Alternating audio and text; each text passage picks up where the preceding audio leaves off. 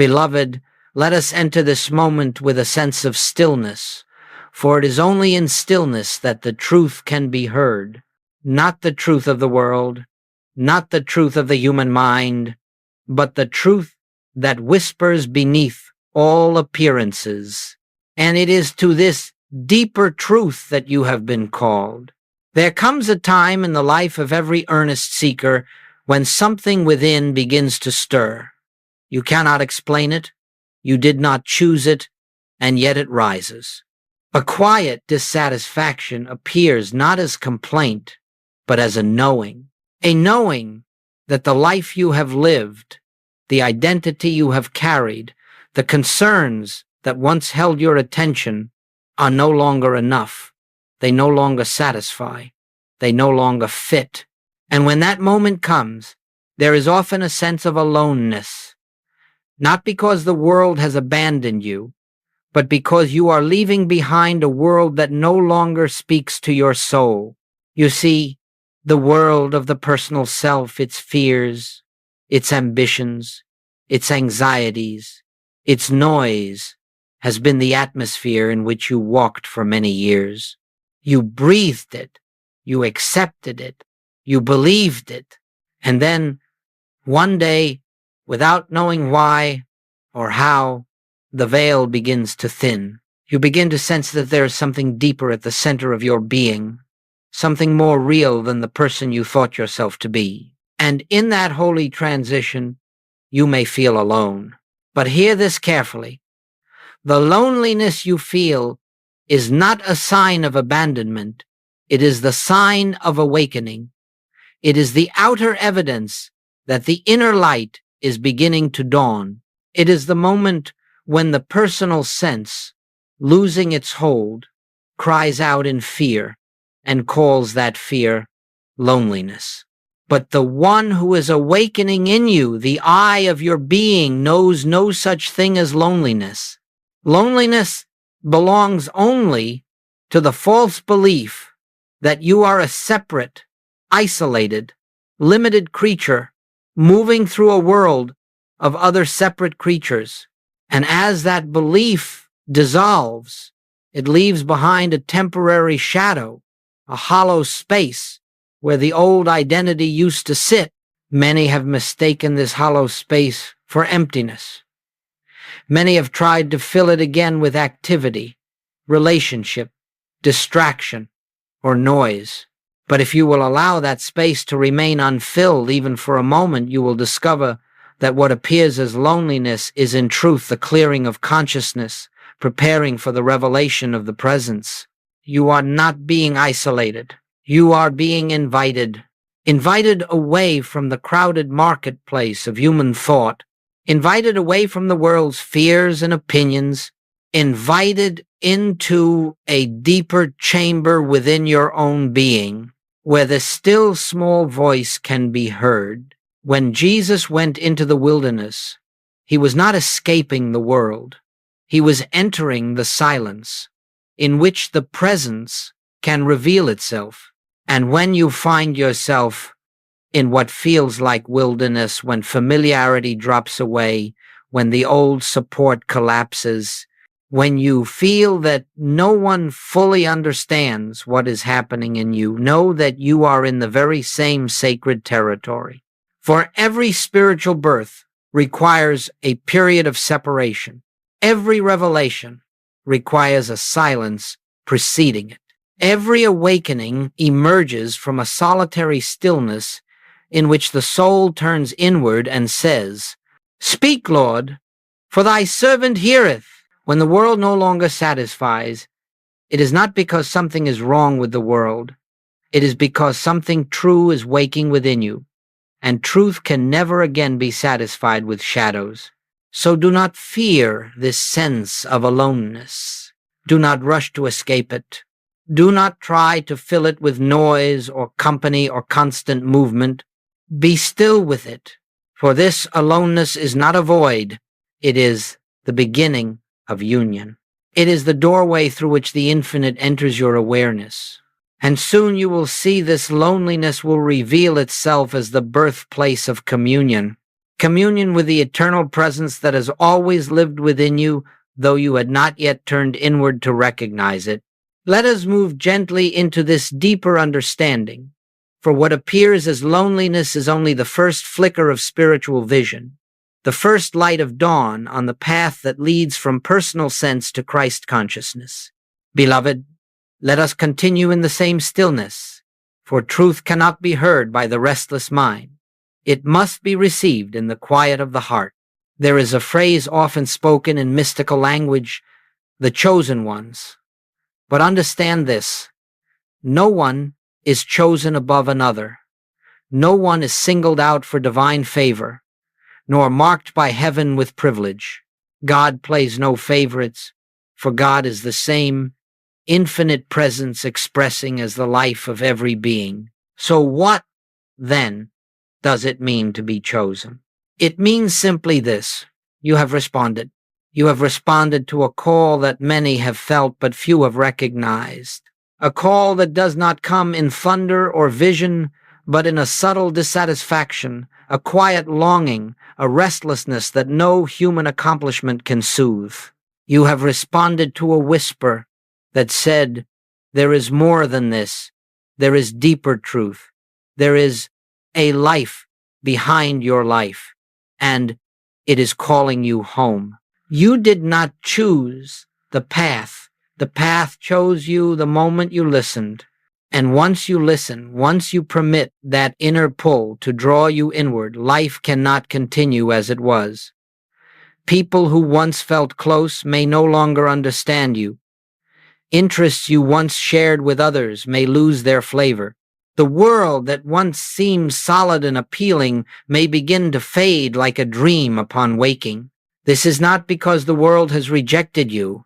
It is because you have ceased to belong to the collective dream of separation. When truth begins its work in a soul, the old structures must fall away not by force, but by the natural law of consciousness. As light breaks into a darkened room, the shadows flee not because they are punished, but because they cannot remain in the presence of illumination. So it is with you.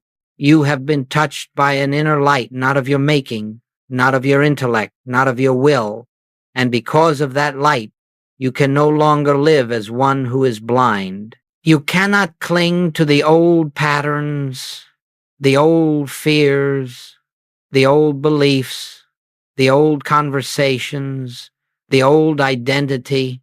They simply no longer fit. You have outgrown them, and any time growth occurs, there is a period in which the old has fallen away and the new has not yet fully appeared. That is the interval the world calls loneliness. But spiritually, it is the holy gap between the old self and the revealed self.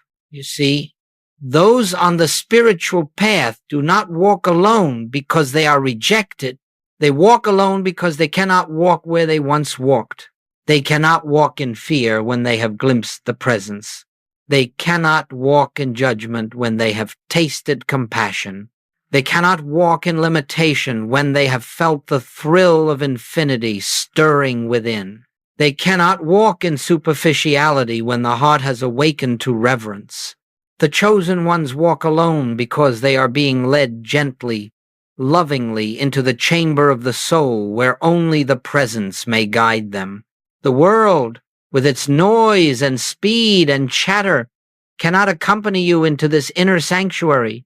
Even those you love cannot walk with you there, not because they are unworthy, not because you are superior, but because the inner work is individual, silent, and sacred. This is why Jesus so often withdrew from the crowds. This is why the mystics retreated into deserts, forests, and inner silence. It was not escape, it was alignment. It was turning toward the one who alone reveals truth. And so, when you find yourself walking a path that seems empty of human companionship, know that there is a deeper companionship drawing near. You are being prepared to receive guidance not from books, not from teachers, not from human voices alone, but from the living presence within your own being. You are walking alone only because you are walking toward oneness. You are leaving the multiplicity of the personal mind and entering the unity of the Christ mind. And that transformation cannot be shared in its early stages. It must ripen in the silence of your own heart. Do not fear this solitude. It is not exile. It is consecration. For in this sacred aloneness, the presence will reveal itself not as a distant God, not as an external power, but as the I that lives as you. Beloved, let us rest again in the silence for a moment, for only in silence does truth rise to the surface of consciousness. And as we enter this next understanding, I ask you to set aside every notion you have held about loneliness, every belief you have carried about being cut off, forgotten, or unseen. For these beliefs belong not to your true self, but to the personal sense of self that has no foundation in truth. Let us look deeply now at what seems to be isolation, the sense of being alone, the feeling of being cut off from companionship, the ache of not being understood. These are not conditions of spirit. These are not conditions of the I that you truly are. These sensations belong only to the personal self, the limited identity we have mistakenly assumed for so long. And when that personal identity begins to lose its place in consciousness, it cries out, it trembles, it resists, it whispers its last defense. I am alone. But hear me now, that which says I am alone is not the real I at all. It is the echo of a belief in separation, a belief in vulnerability, a belief in a life dependent on other persons for its sense of completeness. You see, the personal self has always been alone because it has always believed itself to be separate from God, separate from source, separate from others, separate from life itself. The personal sense of self is born of separation, lives in separation, and interprets everything through the lens of separation. When it speaks of loneliness, it is merely confessing its own nature. But you, your true being, are not the personal self. You are not its fears. You are not its history. You are not its limitations, nor its narratives, nor its trembling belief in abandonment. You are the infinite appearing as individual consciousness. The loneliness you feel, then, is not a spiritual condition. It is not a statement of truth. It is simply the sensation produced when the personal identity begins to dissolve in the light of awakening. As the false self loses traction, as the ego loosens its hold, there is a space, an interval in which the old identity has faded and the new awareness has not yet stabilized. In that space, the mind interprets the release as loss. It interprets the dissolution of illusion as absence. It interprets silence as emptiness. But spiritual silence is not emptiness. Spiritual silence is fullness without form. The mind says, I am alone, but the spirit whispers, be still and know that I am God. The mind cries, no one understands me.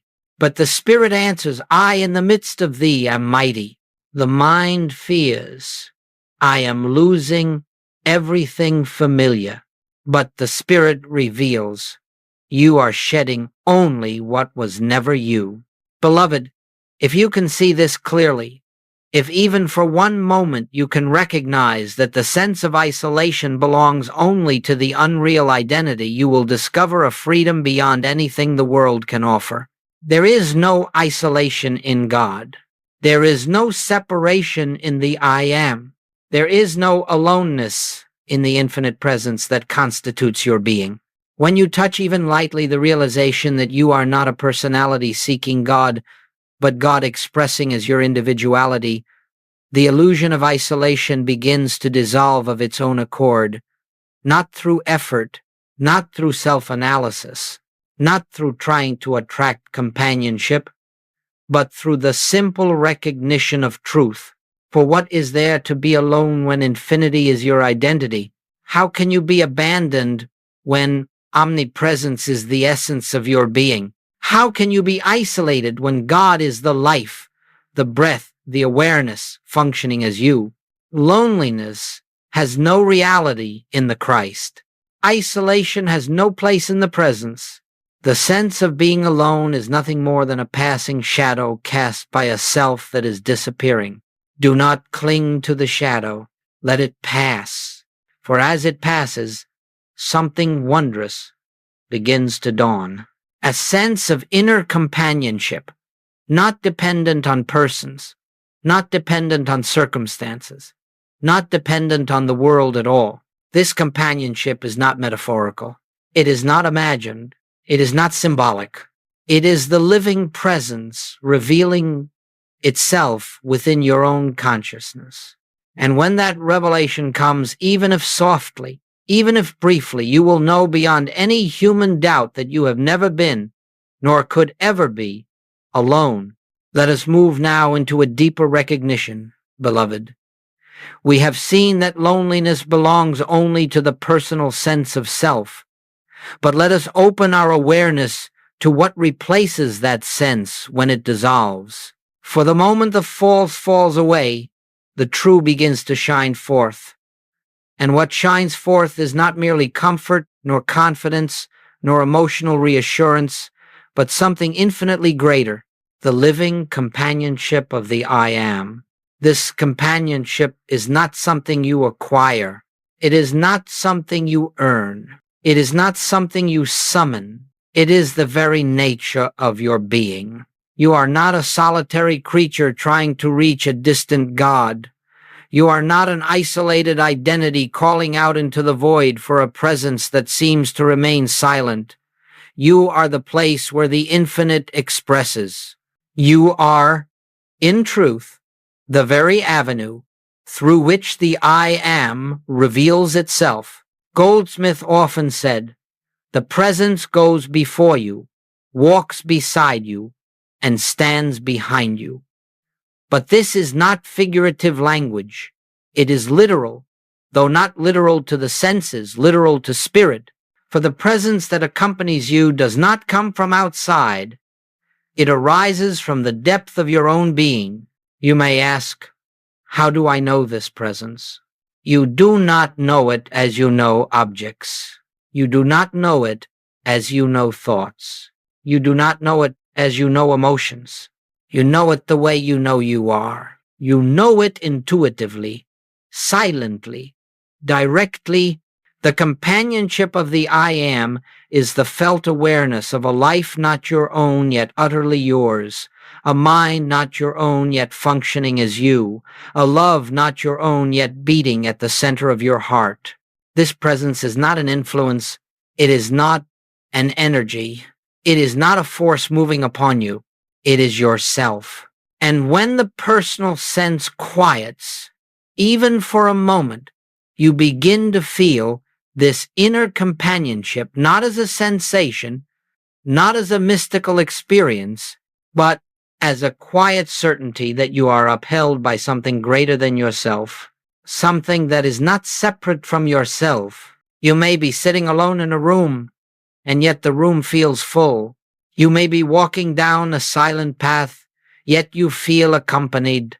You may be facing uncertainty, yet you feel a calm that has no source in human reasoning.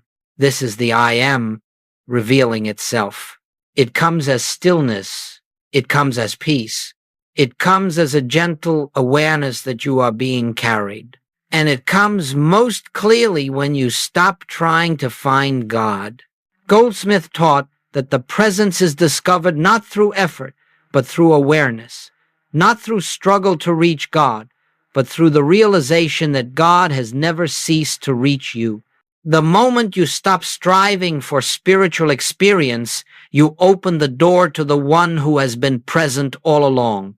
There is a companionship within you that is beyond human companionship. It cannot leave you. It cannot fail you. It cannot betray you. It cannot die. For it is the infinite expressing as the very consciousness you call I. When you recognize this, not intellectually, but in the quiet of inner listening, loneliness dissolves, not because you have found someone, but because you have discovered the one who is never absent. As you move through your day, practice this simple recognition: I am never alone, for the I that I am is God. I walk with the presence because the presence walks as me. Where I am, God is, and where God is, companionship is. Do not seek signs. Do not wait for feelings. Do not expect miracles. Simply rest in the truth that the life within you is infinite and therefore cannot be solitary. As this realization deepens, the world around you begins to change, not because you have altered it, but because your awareness has shifted. You see differently. You listen differently. You walk through life with a quiet radiance that others may not understand but will unmistakably feel. They will sense a peace in you they cannot define. They will feel a presence in you they cannot name. They will notice that you carry something invisible yet undeniable. That something is the companionship of the I Am. It is not exclusive to mystics. It is not reserved for saints. It is not granted to the special few. It is the truth of your being now, in this moment, whether you know it or not.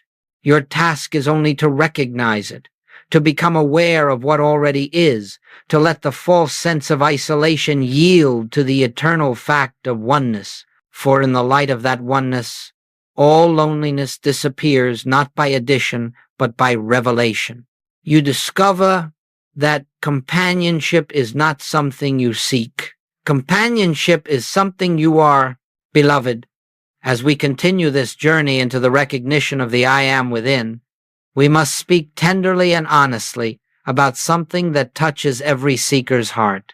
The way relationships begin to shift, sometimes gently, sometimes abruptly, when spiritual awakening unfolds. This is not a subject to fear, but a truth to understand.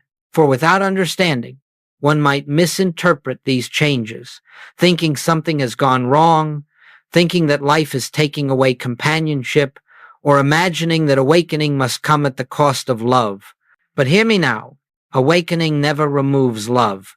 It removes illusion. And when illusion dissolves, relationships do not diminish, they clarify. Let us look at this with spiritual eyes. You have lived many years identified as a personal self, a bundle of memories, beliefs, opinions, preferences, fears, and desires. And those around you responded to that personal self. They knew the mask you wore, the role you played, the identity you defended. They knew the version of you that lived in the world of effects, the world of reaction, the world of separation. But when the inner light begins to stir, when the presence begins to reveal itself, when the I Am becomes more real to you than the persona you once believed yourself to be, something in your vibration changes. You no longer speak the language of fear. You no longer find nourishment in complaining. You no longer join the chorus of limitation. You no longer agree with the world's verdict of lack, sickness, conflict, or despair. You no longer identify yourself or anyone else by their appearances. And so, without trying, without intending, without announcing anything, you begin to live differently, and those around you feel it. Some will sense your peace and wish to draw near. Some will feel your silence and become uncomfortable. Some will misinterpret your detachment as indifference. Some will accuse you of changing, and indeed you have, though not outwardly, but inwardly. You have changed kingdoms. You have stepped from the kingdom of personal sense into the atmosphere of spirit, and the two do not operate by the same law. This is why certain relationships fall away, not through rejection, not through bitterness, not through conflict, but simply because your consciousness no longer resonates with the old frequencies. It is as if you were once standing in a crowded marketplace, overwhelmed by noise, and now you have stepped into a quiet garden. The shift is so profound that those who need the noise cannot walk with you into the silence, not because they are less, but because they are not yet ready to hear what the silence reveals. Goldsmith often reminded us, consciousness draws unto itself its own. This is not mysticism. This is law. As you awaken, you unconsciously withdraw your consent for fear-based interactions.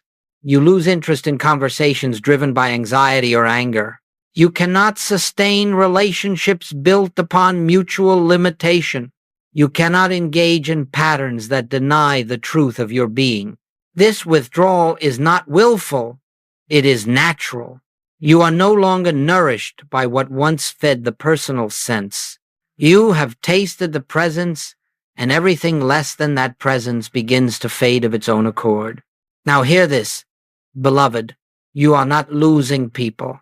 You are shedding identities. The identity they knew is passing away. The identity you are realizing is emerging, and as this inner transformation unfolds, new relationships, those who resonate with the same presence, will be drawn to you without effort, without seeking, without searching. They will appear at the exact moment they are needed. They will recognize the light in you, for it is the same light unfolding in them. These are not relationships based on need, but on recognition, not on fear, but on truth. But let us not overlook this. Even those who seem to fall away are not lost. They are included in the same presence that holds you. And when the time is right, and if their consciousness ripens, they too may return, not as they were, but as the deeper self-awakening in them. So do not mourn what appears to be ending. Do not resist what is changing. Do not cling to what is dissolving. Everything that is real is eternal. Everything that is unreal cannot be held.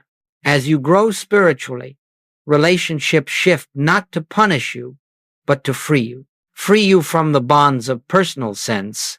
Free you from the roles that confined you. Free you from fearing loss. Free you from seeking completion in another. For the one who has discovered the I am within can meet every person not from need, but from fullness, not from dependence, but from love, not from fear of being alone, but from the joy of sharing the presence that lives in all.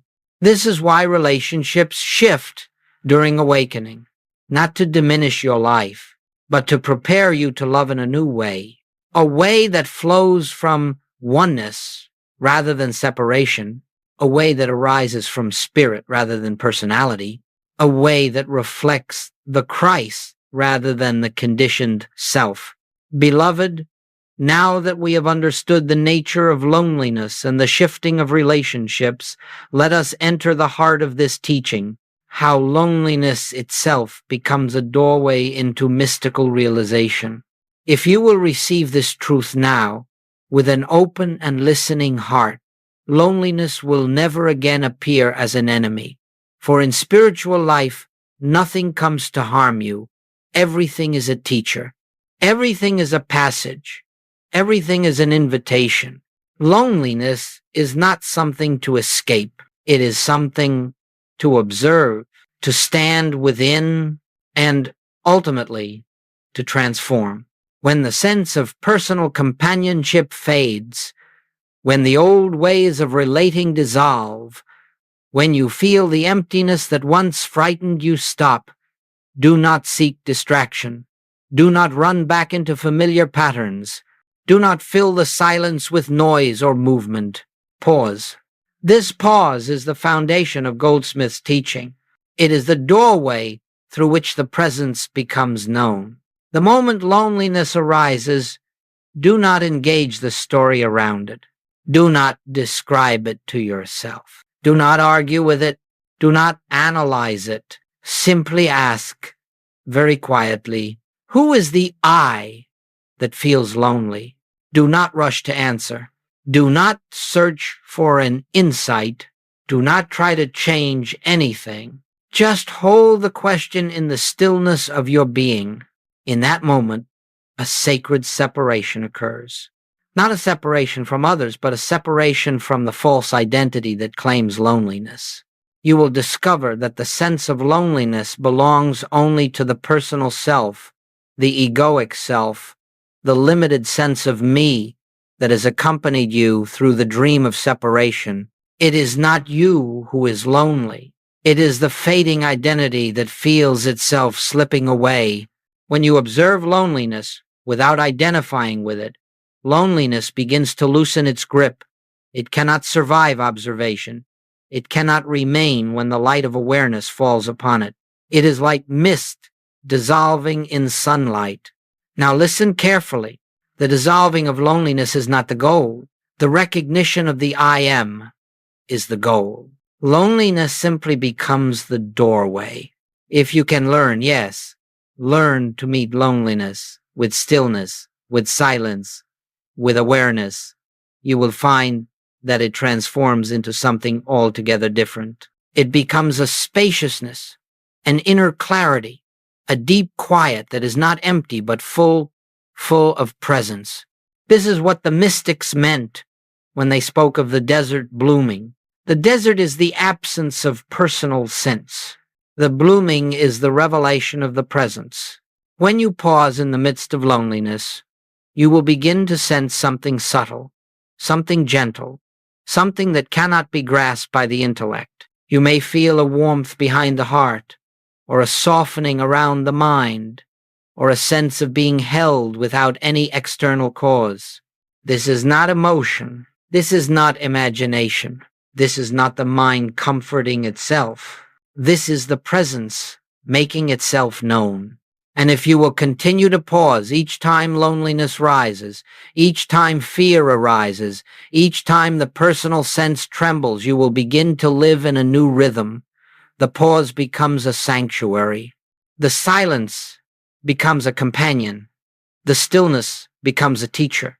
This is what Joel Goldsmith called practicing the presence. Practicing the presence is not thinking about God. It is not requesting God. It is not visualizing or affirming. It is recognizing that the very I which observes loneliness is not the lonely self at all. It is the infinite self, the I am, the Christ appearing as your individual consciousness. The moment you recognize this, even faintly, loneliness turns from a problem into a practice, from suffering into initiation, from emptiness into revelation. Here is the mystical principle. Loneliness is the veil that hides the presence. The pause tears the veil. Recognition reveals the presence behind it, not by effort, not by struggle, not by technique, by stillness, by awareness, by willingness to stand in the silence. As you practice this, loneliness will visit you less frequently, and when it does arise, you will not fear it. You will meet it as a spiritual ally, knowing that it comes only to draw you inward, to release you from attachment to the personal sense, and to open you to the companionship that has always been within you. In time, and that time may be sooner than you expect, you will discover that loneliness no longer touches you at all. Not because you have filled your life with people, not because you have solved your emotional needs, but because the I am has become your abiding awareness. And where the I am is recognized, isolation is impossible. Beloved, as the inner work deepens, as the I am becomes more real to you than the personality you once believed yourself to be, a new challenge arises not within, but around you. You begin to notice that the world does not understand the shift that has taken place in your consciousness. And why should it? The world judges everything by appearances. The world sees persons. The world sees behaviors. The world interprets from separation. But the awakening that is occurring within you cannot be seen with physical eyes. It is not loud. It is not dramatic. It is not a public event. It is a silent unfolding of spiritual identity and only those who are attuned to that same unfolding will recognize it. Do not expect the world to understand what God is doing within you. The world cannot understand silence. The world cannot understand peace. The world cannot understand detachment from fear. The world cannot understand why you no longer rush to fix conditions, to defend opinions, to enter arguments, to join in collective anxieties. The world cannot understand how you can sit in the midst of trouble, yet remain still. The world does not understand because the world sees only the outer, while awakening happens in the inner. And so, beloved, you may notice that your peace makes others uneasy. Your silence may disturb those who have not met silence within themselves. Your freedom from fear may seem unrealistic to those who still worship fear as their god. Your refusal to speak judgment may confuse those who gain their energy from conflict. This is not your failing. This is not their failing. This is the nature of awakening. When you shift from the personal sense to the recognition of the presence, you begin to live by a different law. You live by the law of spirit. You live by the law of oneness. You live by the law of revelation rather than reaction. And the world around you will try, sometimes forcefully, to pull you back into its rhythm. Not out of malice, but out of misunderstanding. The world fears what it cannot categorize, and silence is a language it has not learned. You may hear things such as, "Why don't you worry about this? Don't you care? Why aren't you angry? Why won't you defend yourself? Why aren't you reacting like everyone else?" And if you are not rooted in the truth, you may begin to doubt your awakening. You may wonder if something is wrong with you, if you have grown cold, if you have become detached from life. But hear me now. You are not becoming detached from life. You are becoming detached from illusion. There is a vast difference. You are not losing your heart. You are discovering the heart of God. You are not rejecting humanity. You are seeing humanity through the eyes of oneness. You are not withdrawing from the world. You are perceiving the world without being imprisoned by it. This is what it means to live in truth while the world continues in appearance. Your task is not to convince anyone. Your task is not to justify your peace. Your task is not to defend your awakening. Your only task is to remain in inner alignment, no matter how the outer world responds. Goldsmith said, "Do not attempt to bring truth down to the level of human belief. Lift your consciousness above belief and rest there. You cannot drag spiritual awareness into human conflict, but you can rise above conflict into spiritual awareness. When others misunderstand you, pause. When they pressure you, pause. When they judge your stillness, pause. When they fear your freedom, pause. And in that pause, recognize the truth. There is only one presence. There is only one power. There is only one life. And that life is living itself as you. Do not be tempted to abandon your peace in order to appear normal. Do not shrink your light to match the world's dimness. Do not silence the truth in you to protect the comfort of those who fear it. Walk gently. Yes. Walk compassionately. Yes. Walk without judgment. Certainly. But do not walk back into the darkness simply because others have not yet seen the dawn. You will discover something miraculous. Even without speaking, even without explaining, even without trying, your very presence becomes a teaching. People may feel calmer in your company without knowing why. They may sense clarity they cannot explain. They may feel lifted without a single word being spoken. This is not your personality. This is the Christ shining quietly through your consciousness. This is the presence living as you. As you learn to remain inwardly anchored in the I Am, the world will slowly shift around you, not by your effort, but by the silent radiance of a consciousness no longer governed by fear.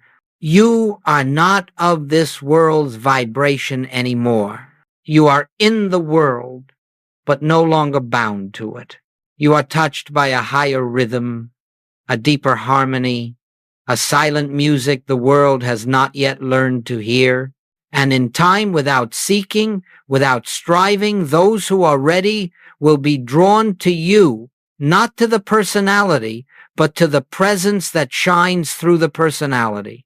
This is how you live in a world that does not understand the shift, not by hiding the shift, not by resisting the world, but by standing inwardly in truth and letting your life become a quiet invitation for others to awaken.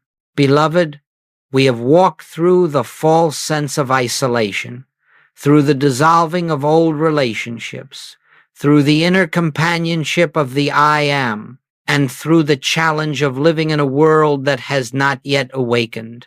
Now we come to the sacred culmination of this journey. The moment loneliness disappears, and I must tell you at the outset, loneliness does not end through effort. Loneliness does not end because you solve a problem. Loneliness does not end when someone comes into your life. Loneliness does not end by improving the human scene.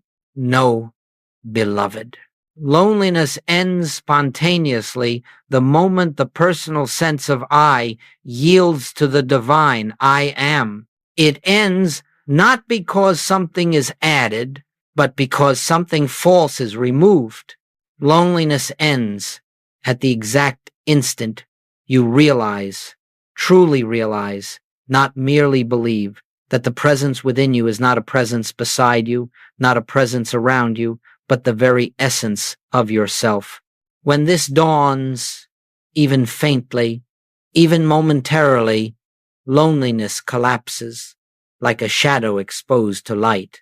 It is not pushed away, it is not healed. It is recognized as never having been real. Let us examine this carefully, quietly, reverently.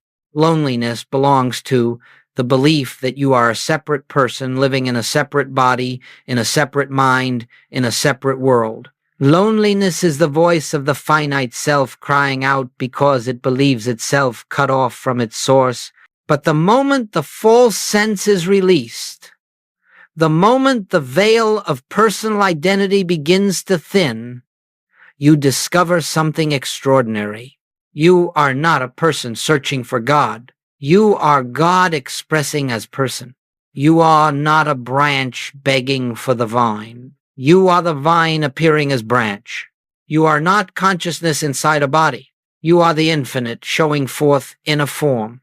This recognition may come in a moment of deep stillness, perhaps in meditation, perhaps while walking, perhaps while sitting quietly in your room, or it may come unexpectedly while washing dishes, listening to the rain, pausing between breaths. It comes not through strain, but through surrender. The moment you stop trying to feel connected, the moment you stop attempting to force spiritual experience, the moment you stop pleading for presence, the moment you become still inwardly, something shifts. A gentle warmth spreads through the chest. A subtle expansion arises behind the heart. A soft clarity settles in the mind. A quiet joy flickers like a candle lit from within. And you know, without thinking, without analyzing, without seeking, that you are not alone because you cannot be alone.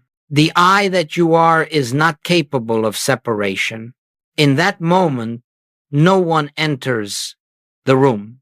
No voice speaks. No vision appears. Nothing changes externally. And yet everything changes. For you have touched, not emotionally, not intellectually, but spiritually, the truth that God is the self of you. This realization dissolves loneliness at its root. It does not comfort the lonely self. It removes the lonely self. And in its place rises the awareness of oneness so profound, so delicate, so sacred that words can only point to it. A sense of being held without hands, a sense of being guided without instruction, a sense of being accompanied without company, a sense of belonging without belonging to anyone. This is not the end of relationships. This is the beginning of true relationship. For only when you are whole within yourself can you meet others without need, without fear, without expectation, purely, freely, lovingly. Loneliness disappears, not because you find love, but because you discover that you are the love you were seeking. And in that realization, the world becomes new. People appear not as potential companions nor as threats to your solitude, but as expressions of the same presence that animates your being. You do not seek from them. You do not cling to them. You do not fear losing them. You relate to them through the I am. And in that relating, there is warmth, tenderness, humor, kindness, and compassion, without attachment, without grasping, without dependence. This is the miracle. Loneliness ends when the illusion of the personal self ends, and the illusion of the personal self ends in the recognition of the I am self. Beloved, once this moment has happened, even if only once, it leaves a mark upon your being. You may drift again into the old sense of identity, but you can never fully believe in separation again. The memory of truth will call you back, gently, lovingly, persistently. And each time you return, the truth grows clearer, the presence grows stronger, and the illusion grows thinner, until one day you find that loneliness has simply vanished from your vocabulary, from your experience, from your consciousness. Not because you escaped it, but because you awakened from it. This is the moment loneliness disappears. When the one within you becomes more real than the many outside you, when the presence becomes your constant awareness, when the I am becomes the self you live from. And from that moment on, beloved, you walk the earth no longer as a seeker, but as a living expression of the infinite. Beloved, as we come to the close of this inner journey, I invite you once more into the quiet, into that sacred stillness where truth is not spoken, but revealed. We have traveled together through the illusion of isolation, through the dissolving of old identities, through the companionship of the I am, through the shifting of relationships, through the challenges of awakening in a world still asleep, and finally to the radiant moment when loneliness disappears in the light of truth. But now, let us gather all of these threads into one simple, eternal realization. There is only one, not one person, not one mind, not one body, but one presence, one life, one consciousness appearing as all. This is the foundation of all mystical teaching. This is the heart of the infinite way. This is the essence of Christ consciousness. And it is this oneness that is calling you home now, not to a place, not to a doctrine, not to an experience, but to the recognition of your true identity. You have never been a separate self wandering through a hostile world. You have never been a lonely soul searching for connection. You have never been an abandoned being pleading for God's attention. You have been and remain the self of God. The I am appearing as your individuality, the infinite expressing in the language of your life. Everything you believed about separation was part of the dream, and the dream is fading. Everything you thought you needed from the world was part of the false identity, and that identity is dissolving. Everything you feared, everything you lacked, everything you longed for, these were shadows cast by a self that never truly existed. For only the I am is real. Only the presence is real. Only the infinite expressing as you is real. And so, as we close, let us rest in this sacred truth. You cannot return to oneness because you have never left it. You can only awaken to it. You can only remove the veil of the personal sense. You can only release the belief in separation. You can only surrender the illusion of being a self apart from God. And when the veil lifts, even slightly, even momentarily, you realize that everything you sought was already present within you. The peace you longed for was the peace of your own being. The love you desired was the love that is your nature. The companionship you yearned for was the presence that lives as you. The connection you craved was the oneness that has always been. Beloved, this teaching is not given to make you better. It is given to awaken you to the truth that you are already whole. It is not offered to help you escape life. It is offered to reveal that the life living you is divine.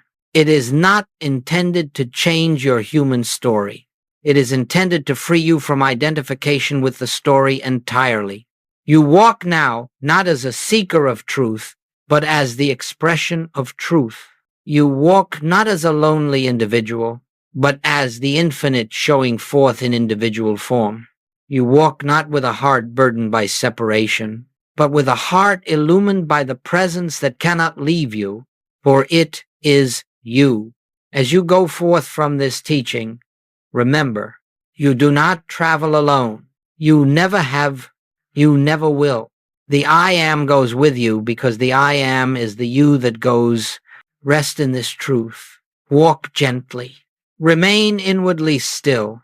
And whenever the world tries to convince you that you are separate, remind yourself, I and the Father are one. I and the presence are one. I and the I am are one. There is only one, and that one is my being. Beloved, this is your return, not to a place, not to a belief, but to the eternal truth of your identity. Live from this knowing, and your entire world will quietly transform from within.